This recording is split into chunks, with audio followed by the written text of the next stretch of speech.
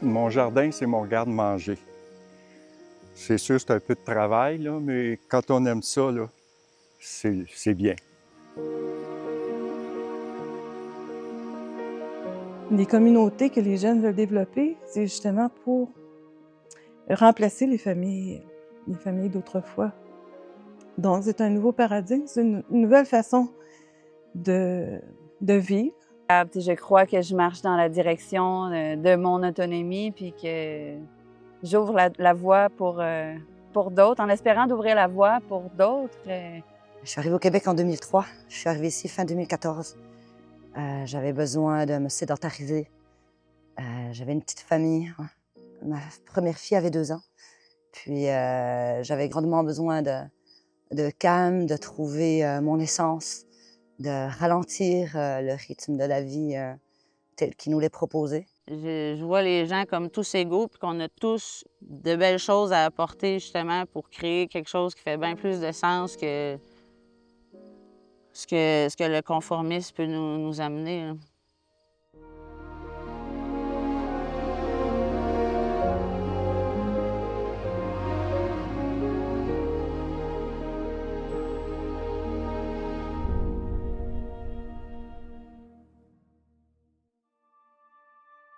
Je suis arrivée de Montréal, à Grosseville, où j'étais pas très à l'aise.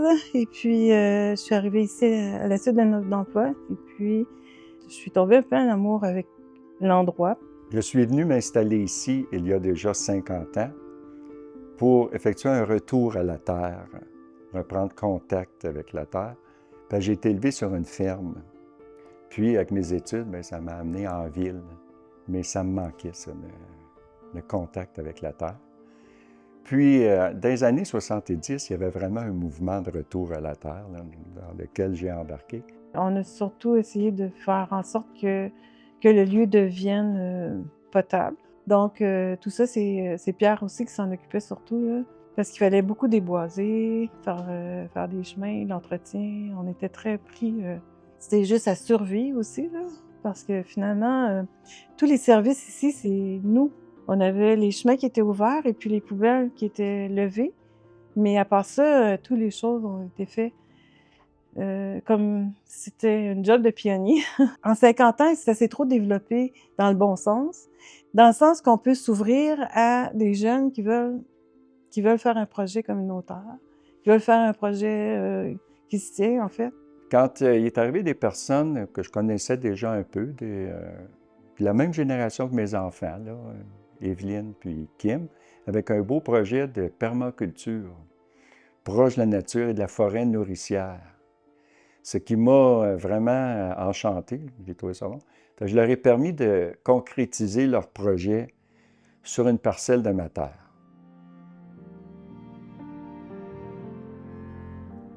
Tout à coup, c'était possible de réaliser cette vision de projet de permaculture-là parce que j'ai eu l'accès à la terre pour m'occuper de mon besoin d'abord, parce qu'en permaculture, on apprend qu'il faut prendre soin de l'humain. Donc, j'ai pu m'auto-construire une maison pour ensuite pouvoir œuvrer au projet agricole parce que j'étais là sur les lieux. Il y avait une économie d'énergie incroyable. J'avais pas besoin de me déplacer pour aller au travail, pour aller récolter mes légumes ou mes plantes sauvages comestibles à même la forêt nourricière. C'est un projet à petite échelle, tu sais, qui commence petit, puis on prend soin de nous sans endettement.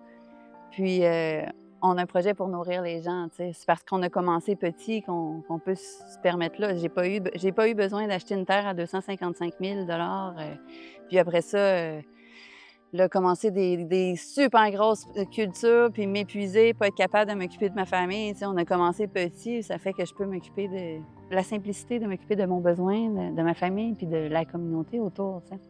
Notre coopérative s'appelle la coopérative Vers la vie. On a pour mission de produire des plantes vivaces, des arbustes fruitiers, aussi de donner les connaissances au niveau de l'autonomie, surtout physique. La permaculture, il y a plusieurs principes. Les 3 de base, c'est prendre soin de la terre, prendre soin de l'humain et partager les surplus. C'est des passionnés, puis La terre, ils l'ont travaillé, puis ça commence déjà à être rentable après 3 ans, là.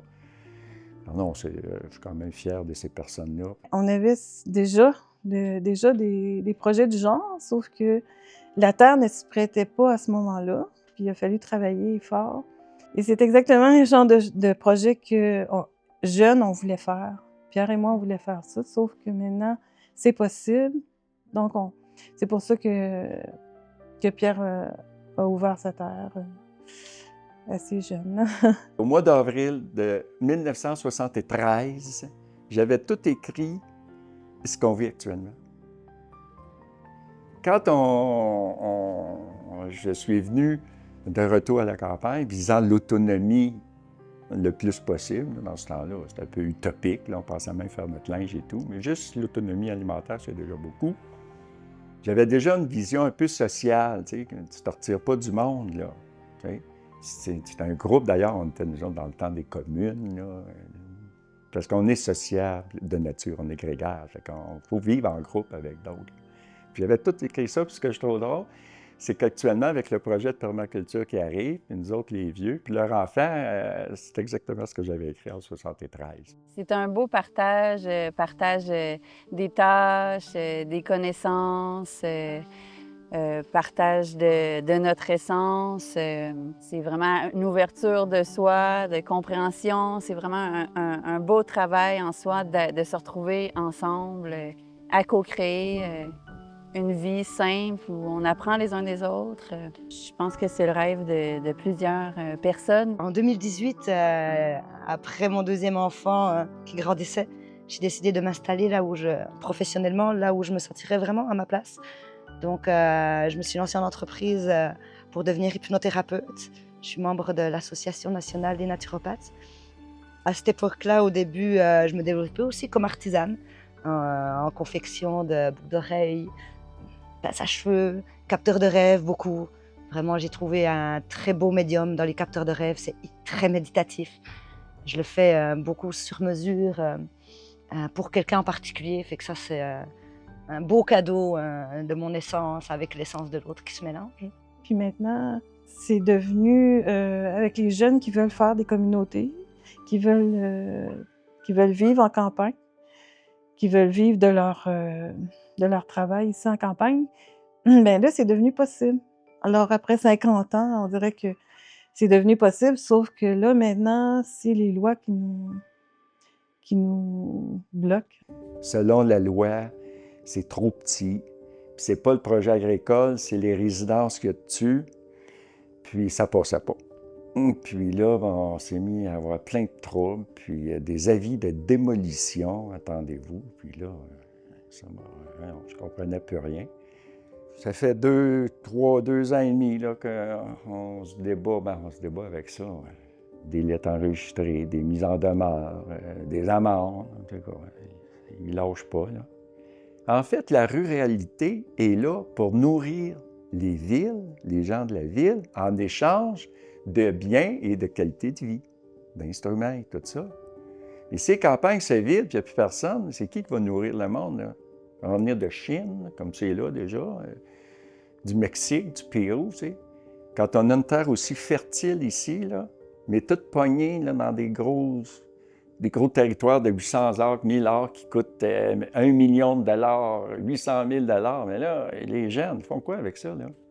Comme c'est là, ces corporations, là, 35 % du territoire agricole du Québec est détenu par des grosses corporations qui louent ça à des fermiers pour de la grande monoculture, pour nourrir les animaux. Bien là, je pense qu'il y a quelque chose là-dedans là, qui n'est pas logique. Ce qui nous a vraiment amené à vouloir actualiser la loi. Alors qu'une loi a 2 volets. Il y a l'esprit de la loi, ce pourquoi la loi a été faite. Ensuite, les écrits. Mais les temps changent. Les écrits ne changent pas. À un moment donné, les écrits ne correspondent plus à la réalité du tout, là. Il faut retourner à la vision. Puis, là, on veut faire une pétition pour actualiser la loi.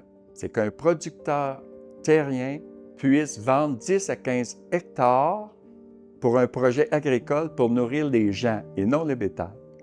Et que les jardiniers peuvent résider dans le jardin, parce que la maison fait partie inhérente du processus en permaculture. Moi, j'ai fait beaucoup de recherches et j'ai découvert que le rapport Pronovo, qui est sorti en 2008, visait justement à revitaliser les territoires, à promouvoir les petits projets, les petites et moyennes entreprises. En fait, au niveau agricole, il y a seulement les grosses terres qui sont promues ou bien financées ou quoi que ce soit. Donc, le rapport Pronovo, ça fait quand même 16 ans que c'est sorti, visait à promouvoir les petites et moyennes entreprises. Et puis, dernièrement, il y a eu une consultation par la MAPAC, le CPTAQ et tout. Tout le gouvernement a fait une consultation. Puis, le 1er avril dernier, ils ont sorti justement une règle qui reprend les conclusions du rapport Pronovo pour développer les petites et moyennes entreprises. Donc, mais le problème, c'est que nos gouvernements locaux ne savent pas. Ils ne sont pas au courant de ça. Là, la loi me reproche de m'être installée sur un territoire agricole sans demande d'autorisation d'abord, ni demande de permis à la municipalité. J'ai juste été en conscience avec Pierre Gervais qui, lui, me donnait l'autorisation. Puis moi, je m'autorisais que je fais les choses bien, puis j'ai enfreint aucune loi morale. Je faisais les choses bien avec mon savoir, mes connaissances. Puis je sais que je marche sur le bon chemin. Et ça, c'est sûr, je me suis jamais retrouvée autant sur le bon chemin que maintenant. C'était quoi le bon sens de venir amener des tonnes de béton, de venir se mettre aux normes selon lesquelles, OK, mais il y a d'autres solutions. Et déjà, avant de vouloir détruire ce qui est, pouvons-nous démontrer que ce qui est n'est pas valable, plutôt que d'accuser le monde, puis apporter du stress supplémentaire dans tout ce que nous vivons tous. Je pense que c'est important que les gens se regroupent et que ça va se faire naturellement. Nous, ça s'est fait naturellement. C'était en pleine pandémie. J'ai eu l'ouverture ici de m'autoconstruire. Je me suis construite. Puis là, nous autres, on est forts. On a une force de groupe ensemble. Puis on est dans le partage. Puis je pense que c'est une solution que les Québécois pourraient se tourner vers. Je comprends pas comment on peut en être rendu là dans une société, en fait, qui ne s'occupe pas du tout de la ruralité. Ils vont s'en occuper sur papier. Ils vont faire des rapports. Ils vont faire des projets de loi. Mais après ça, ces projets-là, ils s'en vont sur des tablettes. Puis, dans les faits, ils disent ça s'en vient pas. En ruralité, on n'a pas les résultats. Je suis pas capable de me visualiser ailleurs parce qu'aujourd'hui, ça a amené tellement plus de cohérence de vivre ici, de connexion avec les humains qui y vivent, de connexion avec moi-même, de connexion avec la nature, de vivre avec le rythme de la nature, le repos que je viens chercher. J'aurais difficulté à m'imaginer ailleurs et à vivre. Il y a 2 semaines, on a été obligé de se présenter au conseil municipal là, pour arrêter une procédure là, qui avait commencé. Puis, on a beaucoup d'amis qui sont venus nous appuyer. On disait quand même beaucoup. Puis, on a fait reculer le conseil. Ce qui prouve que quand on se met ensemble, on a vraiment une force pour agir et faire changer les choses.